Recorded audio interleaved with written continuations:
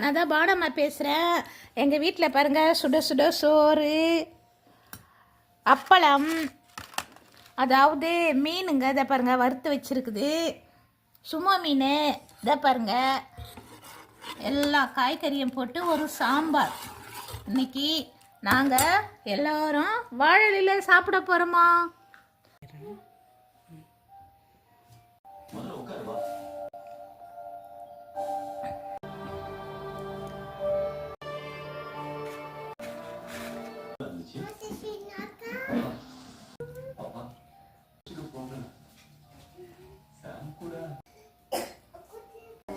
பூண்டு இருக்காமா?